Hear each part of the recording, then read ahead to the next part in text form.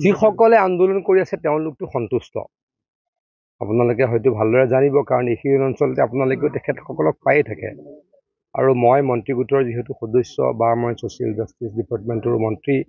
মই দল সংগঠনৰ বহু ব্যক্তিক লগ পায়ে থাকোঁ আমাক কোনো এতিয়ালৈকে জনোৱা নাই তেখেতলোক অসন্তুষ্ট বুলি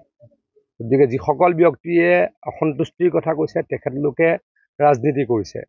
কিন্তু ওলোটাই আমি দেখিছোঁ যিসকলে আন্দোলনটোৰ লগত বহুদিনৰ পৰা জড়িত তেওঁলোকে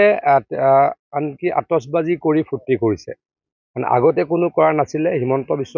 শৰ্মা ডাঙৰীয়াই এটা বোল্ড ষ্টেপ হাতত লৈছে গতিকে ৰাজনীতি কৰা ব্যক্তিসকলে কৈছে যে তেওঁলোকে আমি তেখেতলোকক ঠগাইছোঁ এই জনগোষ্ঠীৰ 6 জনগোষ্ঠীৰ ব্যক্তিসকলক একেবাৰেই নাই আমি আকৌ কৈছোঁ এটা বোল্ড ষ্টেপ হাতত লৈছোঁ নিশ্চয়কৈ পৰৱৰ্তী সময়ত এই ব্যক্তিসকলে জনজাতিকৰণ হ'ব বা তেখেতলোকে জনজাতি হিচাপে নিজকে চিনাকি দিব পাৰিব যিকেইগৰাকী ব্যক্তিৰ কথা আপোনালোকে কৈছে তেখেতলোকে অকল ৰাজনীতি কৰিব খোজে তেখেতলোকৰ ভোটৰ ভয়ত এইবিলাক কথা কৈছে কিজানি তেওঁলোকে ভাবে ৰাইজে হিমন্ত বিশ্ব শৰ্মা ডাঙৰীয়াক আৰু মৰম কৰিব বিজেপিক আৰু মৰম কৰিব গতিকে তেখেতলোকৰ চকুত টোপনি নোহোৱা হৈছে